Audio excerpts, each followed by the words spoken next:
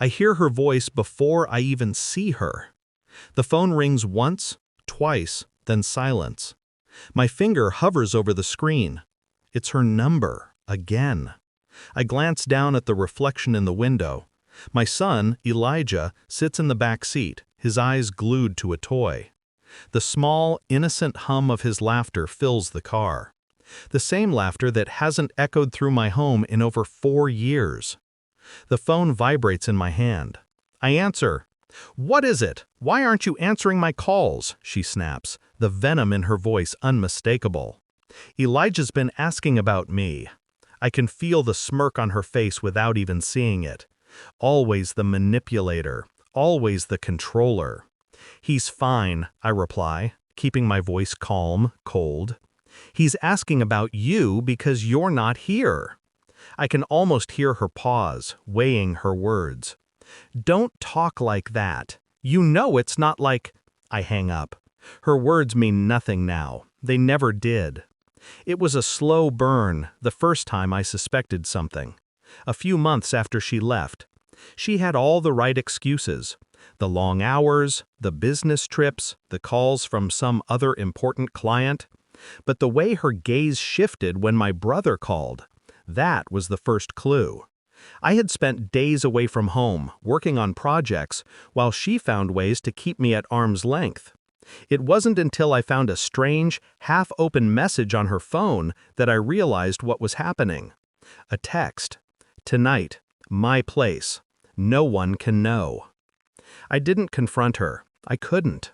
But every evening after, when I'd hold Elijah in my arms, the weight of her absence pressed harder. She wasn't just away for business.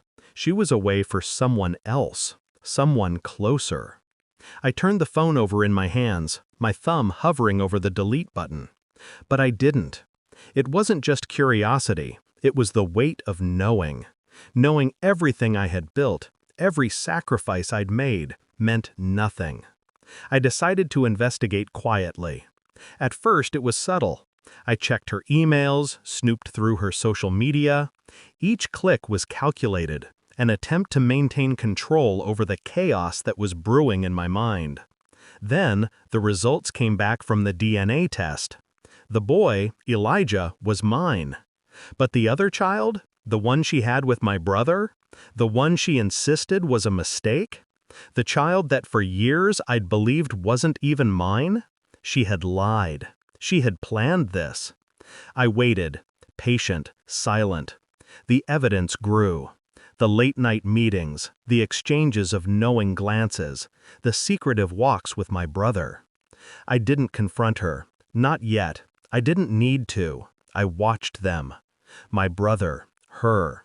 There was something off about the way she looked at him, something I hadn't seen before. Affection, need, desire. She had abandoned me for him.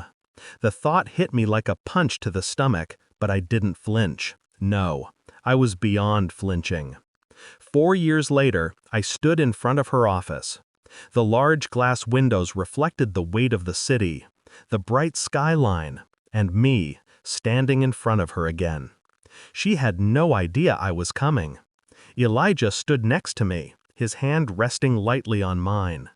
The version of him I'd raised, the version of her she never knew. The air inside the office was chilled, sterile. I could feel the tension in her posture as she glanced at me, trying to decipher my mood. Her eyes lingered on Elijah for a moment before her face froze. Her lips parted, but no words came. I handed her the folder, the file, the truth. Her eyes scanned it, and the color drained from her face. She didn't speak, didn't move, only stared at the page. Her hand trembled as she closed it. "Did you really think you could erase the truth?" I asked, my voice low, controlled. Her mouth went dry. Her eyes flicked between Elijah and me, the realization dawning. "You?" Her voice cracked. "You knew?" I didn't respond. The silence was enough. Her tears came next. First, just a blink, then a slight tremble in her lip. She reached for Elijah, but he took a step back, his small hand pulling mine tighter. "Don't," he said, his voice high and steady. "I don't want you to touch me." She froze, her face contorting with disbelief. Elijah's words were a dagger, silent, precise. And in that moment, everything I'd built came to fruition. I turned to her, my eyes unflinching, and said, "You lost everything the moment you chose him." She didn't argue. She didn't fight. She just crumbled. The silence that followed felt colder than any argument could ever be. The truth had been exposed, the lies laid bare. I took Elijah's hand and walked out. My steps were measured, cold, calculated. No more questions, no more tears, just clarity. She would never have a place in our lives again. It was over.